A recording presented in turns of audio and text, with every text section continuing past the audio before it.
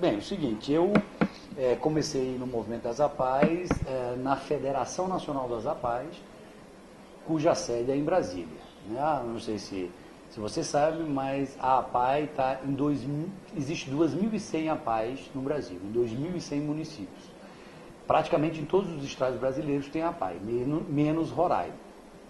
Minas Gerais é o estado onde tem a maior rede das APAEs. As APAEs em Minas está presente em 420 municípios mineiros.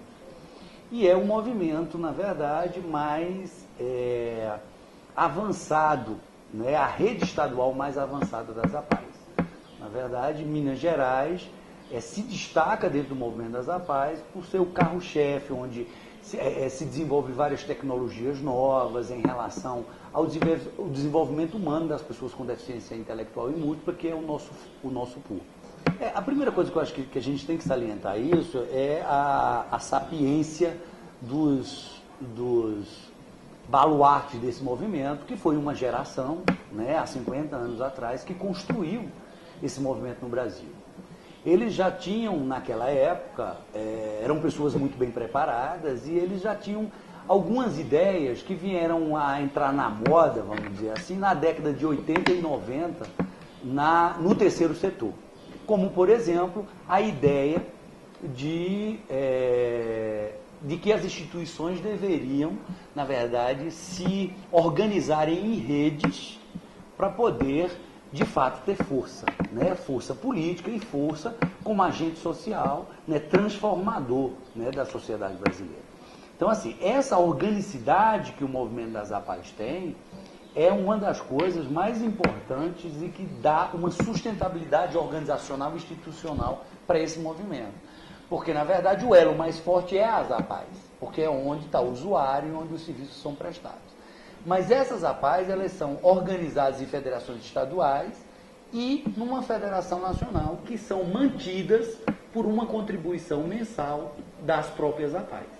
Né? E isso faz com que as APAES tenham um locus de representação institucional, tanto na esfera estadual como na esfera nacional. E no município, a própria APAE faz esse papel, né, de representação institucional. E aí vai desde a discussão de políticas públicas, né, da gente tentar sugerir ou tentar influenciar na definição de políticas públicas a nível municipal, estadual e nacional. A APAE de BH, na verdade, eu teria, por exemplo, para mim manter, aqui eu tenho esse prédio, tenho uma clínica, para mim manter esses prédios eu gasto na faixa de 30 mil mês. A minha folha sai na faixa de 200 e poucos mil mês. Isso são valores que eu tenho que arrecadar. Hoje, a APAE de Belo Horizonte vive de doações da comunidade do povo de Belo Horizonte. Na verdade, o Brasil hoje vive uma tendência muito estadocêntrica e o Estado hoje acredita que todas as políticas públicas devem ser feitas pelos equipamentos públicos. O resto, eu tenho uma central de doações aqui que trabalha com doadores de Belo Horizonte. Então, assim, 80% da minha receita é dessa central de doações e eventos que a gente faz aqui dentro. Tem uma macarronada com samba, tem uma coisa que completa, e a gente tem um bazar, que é na Praça de Santa Teresa. Né? E bem, e isso, por exemplo, o bazar, os eventos é mais para manutenção, né, e os sócios, né, os sócios contribuem. Para você ter direito a voto, você tem uma contribuição. Então, a gente emite um boleto para os sócios votantes, eu, por exemplo, sou presidente, é R$30 mesmo, no mínimo, você tem que pagar. Então, vai juntando esses dinheirinhos e a gente mantém isso aí. Trabalhar em ONG é gerenciamento de déficit. Sempre falta. Porque, na verdade, você tem uma lógica que ela é invertida. Por exemplo, você não pode fazer feito a empresa privada. A empresa privada é o seguinte, ela gasta se ela tiver dinheiro. Se ela não tiver orçamento, ela não gasta. Não vai gastar. Né? Você primeiro ganha o dinheiro para depois você investir. Para você aumentar serviço, aumentar, né? A empresa pública, ela na verdade, ela gasta, mas aumenta os impostos, ela tem de onde buscar, né? Ela tem uns instrumentos para dizer, eu vou aumentar impostos e gerenciar o déficit público, né? Ou fica devendo. As ONGs, na verdade, a demanda bate na sua porta. Você tem que atender a sua missão, senão você deixa de ser importante. Então você abre o serviço e depois você vai atrás de financiamento. Então é uma lógica que você inverte. Então você gerencia déficit, não tem como. Então assim, a lógica é uma lógica que não se aplica a gente e que ela é aplicada a gente. Você não trabalha mais em ONG hoje com voluntários, porque senão você não tem trabalha com voluntários na diretoria, mas você não pode trabalhar com um cara que é voluntário, uma fisioterapeuta para atender a pessoa, porque ela deixa de uma hora para outra. Então qual é a sustentabilidade que você vai ter se o seu funcionário é todo voluntário e que de uma hora para outra pode te abandonar? Então aí não faz sentido isso. Hoje as organizações do terceiro setor já avançaram nisso. Hoje você tem que ter um mínimo de estrutura profissional dentro da organização. Lógico que sem se transformar em empresa, né? Você tem que ter sempre a lógica do social. Você não deve, né, porque isso é uma coisa que tem acontecido, né, se transformar numa empresa privada. Você não é esse o objetivo.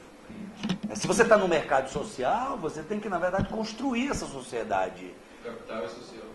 O capital é social, então não faz sentido. Mas, ao mesmo tempo, não dá para você fazer mais uma feijoada sem fazer conta, e dá prejuízo, entendeu? Você tem que ter algumas técnicas aí que você importa dessa gestão corporativa, né, do mercado privado. Então, essa coisa da qualidade de serviço, na área social, é um debate, né? Porque, na verdade, você trabalha com uma coisa que os resultados vêm muito de longo prazo, e é muito difícil de mensuração, né? Então, o que a gente tem? A gente tem aplicado aqui na Paz de Belo Horizonte, especificamente, a gente tem uma política de acompanhamento, monitoramento e avaliação de serviços. Aí a medição é através da satisfação das famílias e do usuário. Então, a gente faz uma pesquisa, a minha área, não é a área que coisa, mas a gente faz uma pesquisa aqui dentro sobre satisfação do usuário, né?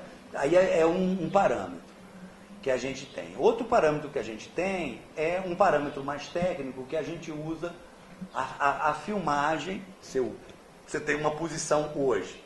Aquele grupo, você está começando a fazer uma intervenção de trabalho, né? Está trabalhando com artes, ou com TO, ou com físico. Você filma isso, faz a descrição daquele grupo, das pessoas, dos indivíduos. A situação inicial era essa.